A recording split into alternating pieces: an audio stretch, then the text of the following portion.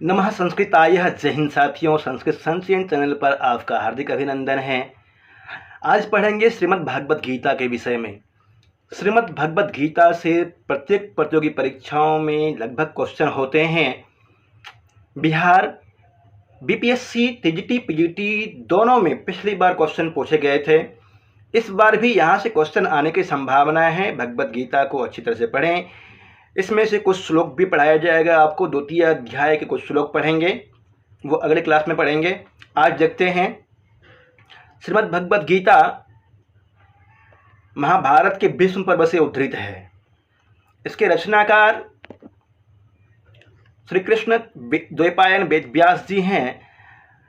श्रीमद् भगवत गीता के रचनाकार पूछ लें तो श्री कृष्ण जी का नाम नहीं देना है, कृष्ण द्वैपायन वेद व्यास जी है। उपदेश स्थल कुरुक्षेत्र है। कुरुक्षेत्र में युद्ध हुआ था जब अर्जुन विषाद अवस्था को प्राप्त हो गया था। दोनों मैदान में दोनों योद्धाओं के बीच में अर्जुन जब देखने के लिए जाता है, चारों तरफ अपने आदमियों को ही देखता है, तब उसके मन में एक विषाद उत्पन्न हो गया था। श्री कृष्ण जी वहाँ उपदेश देते हैं। उपदेश देने के बाद में अर्जुन उपदेश होप करके अर्जुन युद्ध करने, उपदेश सुनने के बाद अर्जुन युद्ध के लिए तैयार होता है। श्रीमद् भगवत गीता कहाँ से उद्धृत है, ये प्रश्न बहुत आयत पूछा जाता है।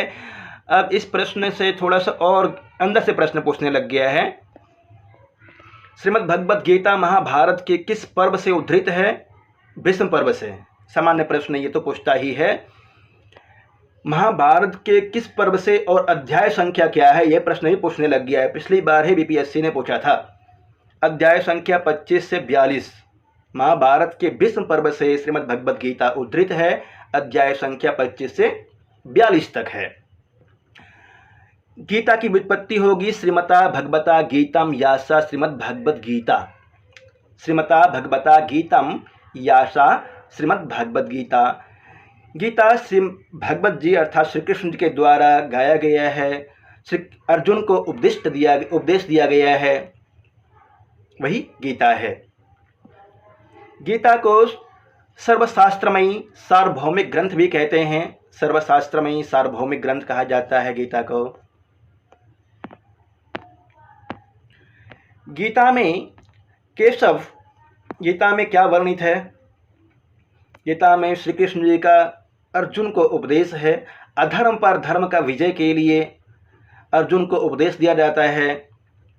कौरवों पर पांडवों का विजय के लिए श्री कृष्ण जी के द्वारा उपदेश दिया जाता है। महाभारत के विषय में बहुत ही शानदार तरीके से पढ़ाया है। आपको बहुत ही शानदार नोट्स प्रोवाइड किया गया है, उसको अच्छी तरह से पढ़िएगा। गीत विभिन्न शास्त्रों में वर्णित विषय का सार गीता में है। व्यास जी ने कहा है, गीता सुगीता कर्तव्यः किमन्ये शास्त्र विस्तरहि या स्वयं पद्मनाभस्य मुख पद्माद्विनिसृतः। गीता सुगीता कर्तव्य किमन्ये शास्त्र विस्तर। एक अकेले गीता ही व्यक्ति को सुगीता कर देता है। किमन्ये शास्त्र विस्तर है, बहुत सारे शास्त्रों के विस्तार को पढ़ने से क्या फायदा। या स्वयं पद्मनाभस्य मुख पद्माद्विनिसृता, जो स्वयं पद्मनाभ विष्णु के मुख से निकली हुई है। गीता में उपनिषदों का सार भी वर्णित है। इसके विषय में भी एक श्लोक है, सर्वोपनिषदो गावो दोग्धः गोपाल नंदनः। सर्वोपनिषदो गावो दोग्धः, सभी उपनिषद गाय के रूप में है। यहाँ तक पढ़ना है आपको। सर्वोपनिषदो गावः, सभी उपनिषद गाय के रूप में हैं। दोग्धा गोपाल नंदनः, उन उपनिषदों को दोहने वाले, उनका सार निकालने वाले गोपाल नंदनः श्री कृष्ण जी हैं। पार्थो वत्सः सुधीर्भोक्ता, पार्थो अर्थात अर्जुन, किम बछड़ा, दूध पीने वाला अर्जुन बछड़ा है। गीता रूपी गाय दूध को पीने वाला अर्जुन है और उपदेश करने वाले, उपनिषदों से सार निकालने वाले गोपाल नंदनः श्री कृष्ण जी है। दुग्धम गीतामृतम महत, श्री कृष्ण जी ने उपनिषदों को दो करके अर्थात निचोड़ निकाल करके अर्जुन के समक्ष, वत्स अर्जुन है, बछड़ा अर्जुन, उसके समक्ष गीता रूपी अमृत गीता रूपी दूध प्रस्तुत किया है। सभी उपनिषद गाए हैं। उपनिषदों का दोहन करने वाले गोपाल नंदन श्री कृष्ण जी हैं, अर्जुन बछड़ा है एवं गीता दूध रूपी अमृत है।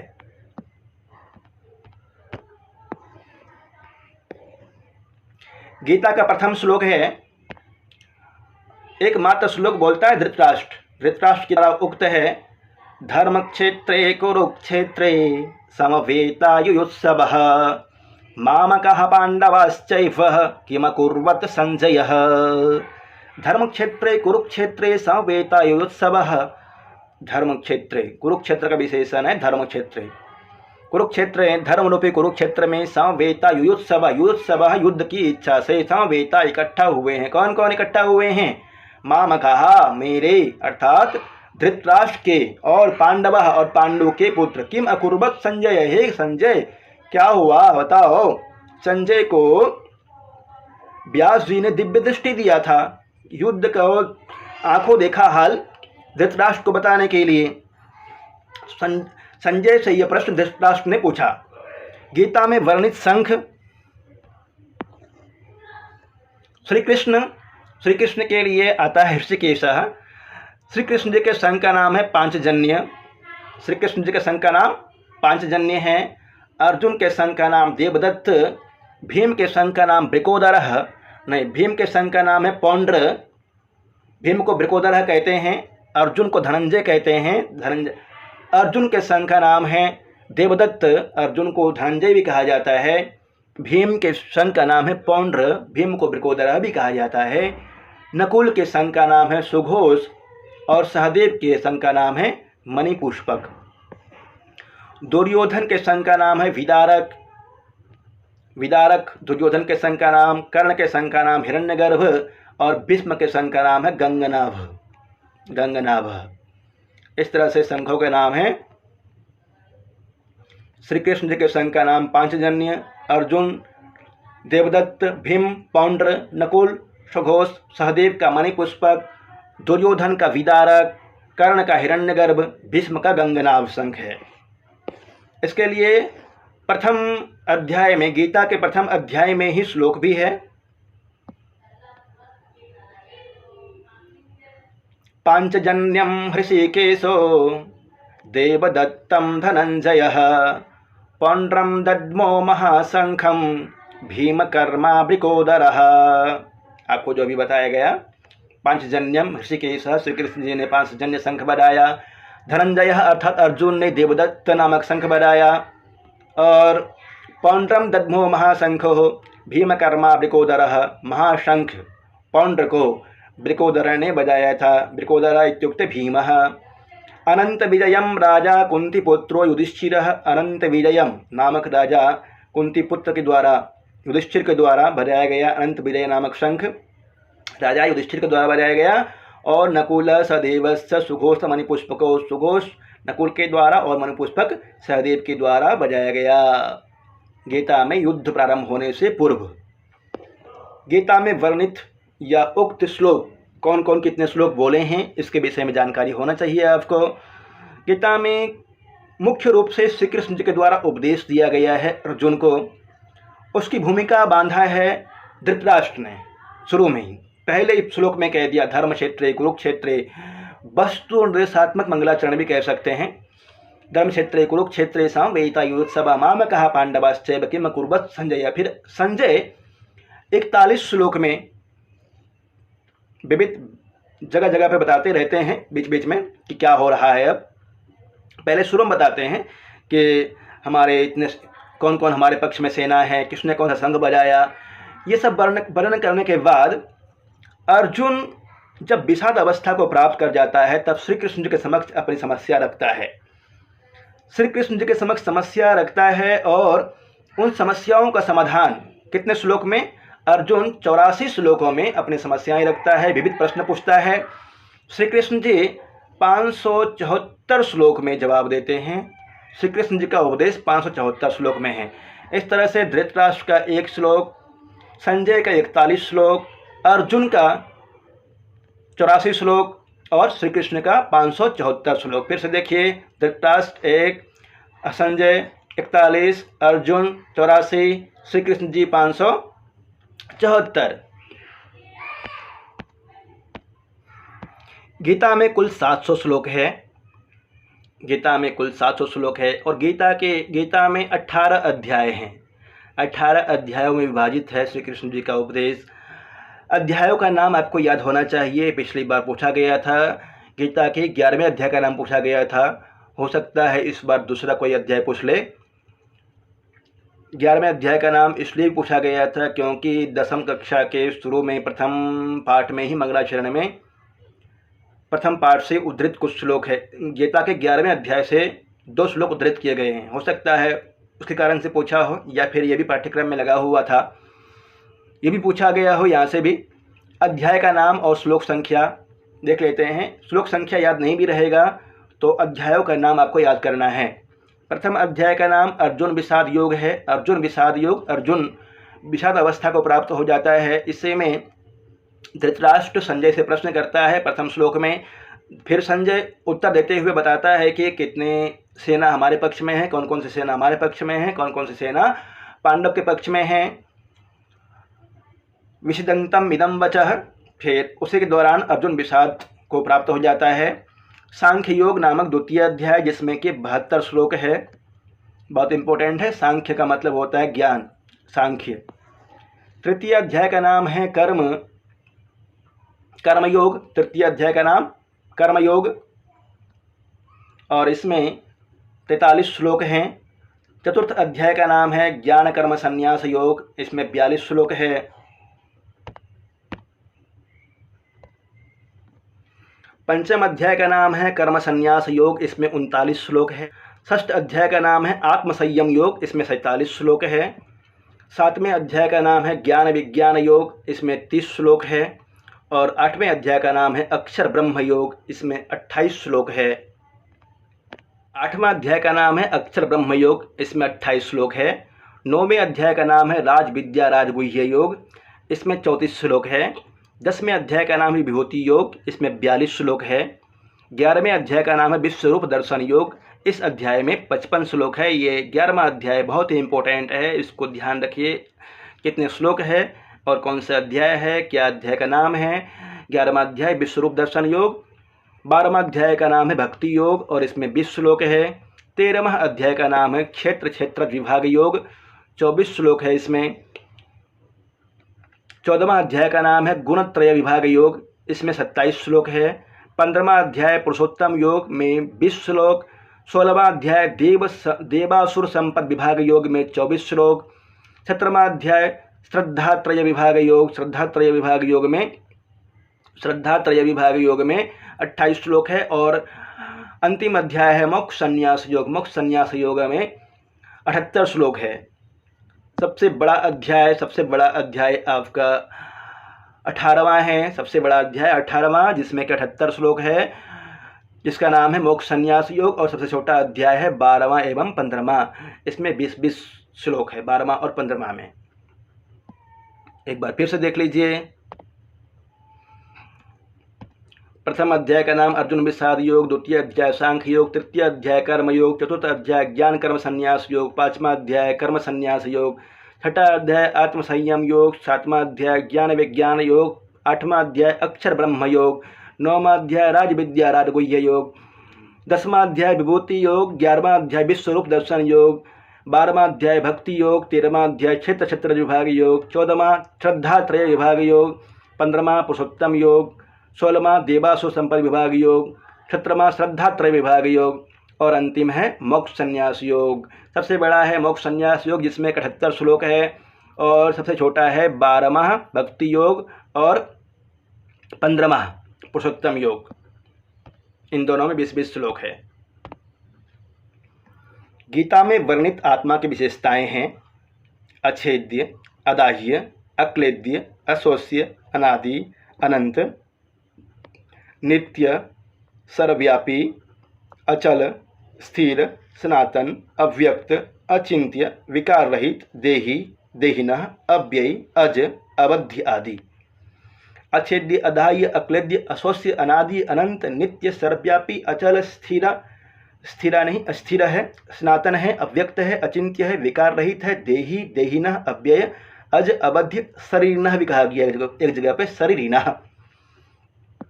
गीता में प्रयुक्त श्री कृष्ण के लिए संबोधन है कृष्णः, ऋषिकेशः, मधुसूदनः, जनार्दनः, माधवः, श्री भगवान, अरिसूदनः, गोविंदः, केशवः, जगत्स्वामी, पुरुषोत्तमः, अनंतः, देवीशः, जगन्निवासः, सच्चिदानंदघनः, आदिदेवः, सनातनपुरुषः, विश्वरूपः, सहस्रबाहो, कमलनेत्रः। गीता में प्रयुक्त श्री कृष्ण जी के लिए विशेषण हैं कृष्ण, ऋषिकेश, मधुसूदनः, जनार्दनः, माधवः, श्री भगवान, अरिसूदनः, गोविंदः, केशवः, जगत्स्वामी, पुरुषोत्तमः, अनंतः, देवीशः, जगन्निवासः, सच्चिदानंदघनः, आदिदेवः, सनातन पुरुष, विश्वरूप, सहस्रबाहो, कमलनेत्र, परमेश्वर, महायोगेश्वर, देवदेव, अच्युत, केशिनिसूदन और महायोगेश्वर। ये सभी संबोधन श्री कृष्ण जी के लिए आया हुआ है गीता में। कृष्ण, ऋषिकेश, मधुसूदन इत्यादि, योगेश्वर, केशिनिसूदन गीता में श्री कृष्ण जी के लिए प्रयोग हुआ है। गीता में प्रयुक्त अर्जुन के लिए विशेषण हैं पार्थः, पार्थः, अर्जुनः, गुडाकेशः, भारतः, परन्तपः, कुन्तीपुत्रः, पृथापुत्रः, धनंजयः, महाबाहो, निष्पाप, कुरुश्रेष्ठः, सव्यसाचिन, किरीटी, पांडव, कुरुनंदन, पुरुषर्षभ। इन सभी शब्दों का प्रयोग श्री कृष्ण जी ने अर्जुन के लिए किया है। फिर से देख लीजिए एक बार। पार्थः, अर्जुनः, गुडाकेशः, भारतः, परन्तपः, कुन्तीपुत्रः, पृथापुत्रः, धनंजयः, महाबाहो, निष्पाप, कुरुश्रेष्ठः, सव्यसाचिन, किरीटी, पांडव, कुरुनंदन, पुरुषर्षभ। इन सभी शब्दों का प्रयोग अर्जुन के लिए हुआ है। पिछली बार आत्मा का विशेषण या आत्मा के लिए प्रयुक्त शब्द पूछा गया था बीपीएससी में। प्रमुख पात्र संजय, धृतराष्ट्र का मंत्री, जिसे वेद व्यास के द्वारा दिव्य दृष्टि प्राप्त थी। संजय। धृष्टद्युम्न, द्रौपदी के भाई, पांडवों के सेनापति थे धृष्टद्युम्न। कृपाचार्य, कौरव पक्ष का योद्धा और सप्त चिरंजीवियों में से एक कृपाचार्य।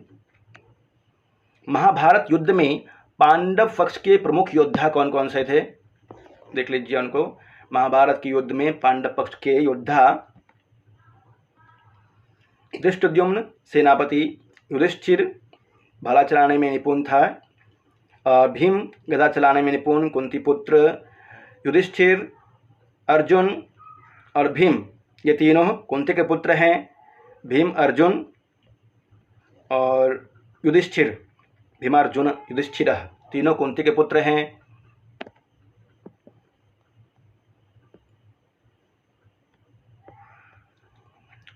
अर्जुन का गांडीव धनुष था, भीम गदा चलाने में निपुण था और युधिष्ठिर भाला फेंकने में निपुण था। नकुल तलवार चलाने में निपुण था, सहदेव विभिन्न शास्त्रों में निपुण था और नकुल सहदेव दोनों माद्री के पुत्र थे। नकुल सहदेवश्च माद्रीपुत्र है। कृतार्जुनियम में इन दोनों के लिए यमो प्रयोग किया गया है, अश्विनी पुत्र यमो। भीम वायुपुत्र था। इंद्रपुत्र अर्जुन, धर्मराज युधिष्ठिर। द्रुपद, धृष्टकेतु, चकितान, काशीराज, पुरजीत, कुंतीभोज, राजा विराट, अभिमन्यु की पत्नी उत्तरा, अर्जुन एवं सुभद्रा का पुत्र अभिमन्यु, ये सभी पांडव पक्ष के योद्धा थे। संजय ने शुरू में बताया है, प्रथम अध्याय में इनका नाम लिया गया है। कौरव पक्ष के प्रमुख योद्धा भीष्म 10 दिन तक सेनापति रहते हैं, द्रोण 5 दिन तक सेनापति रहते हैं, भीष्म 10 दिन तक सेनापति रहते हैं। 10वें दिन सरसैया पे लटा दिया जाता है इनको बाण मार करके और अनुशासन पर्व में जाकर के इनकी मृत्यु होती है। इनका शांति पर्व में, जो कि सबसे बड़ा पर्व है महाभारत का, उसमें बहुत ही शानदार मार्मिक उपदेश है। द्रोण 5 दिन तक सेनापति रहते हैं, धृष्टद्युम्न के द्वारा मारे जाते हैं। कर्ण 2 दिन तक सेनापति और शल्य 1 दिन का सेनापति। कृपाचार्य अश्वत्थामा, विकर्ण, भूरिश्रवा दुर्योधन इत्यादि ये सभी कुरु पक्ष के प्रमुख योद्धा थे, कौरव पक्ष के।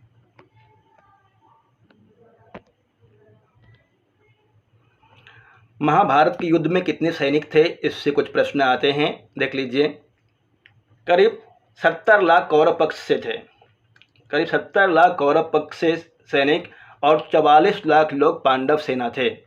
70 लाख कौरव पक्ष में और 44 लाख के आसपास पांडव पक्ष में सेना के सैनिक व योद्धा थे। महायुद्ध में दोनों पक्षों से कुल 18 अक्षौहिणी सेना लड़ी थी। 18 अक्षौहिणी सेना महाभारत के युद्ध में लड़ी थी, जिनमें 11 कौरवों के पास और 17 पांडवों के पास थी। 11 अक्षौहिणी सेना कौरवों के पास थी और 17 पांडवों के पास थी। 18 में से 11 कौरवों के पास और 7 पांडवों के पास।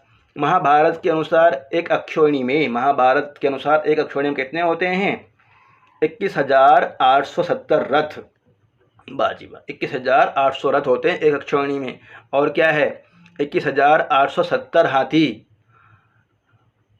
65,610 घुड़सवार एवं 1,09,350 पैदल सैनिक होते हैं। इस तरह से 18 अक्षौहिणी सेनाएं लड़ रही थी महाभारत के युद्ध में। कौरव पक्ष में 11 और पांडव पक्ष में 7, कितने सारे हो गए? 70 लाख और 44 लाख। 70 लाख कौरव, 44 लाख पांडव की तरफ सेना थे। धन्यवाद। पढ़ते रहिए इस तरह से मन लगा करके, और अपना नोट्स जरूर बनाइए। जहाँ समझ में नहीं आए आप कांटेक्ट कर सकते हैं। यदि आपने चैनल को सब्सक्राइब नहीं किया है, लाइक नहीं किया है, तो सब्सक्राइब करें, लाइक करें, अन्य साथियों को बताएं।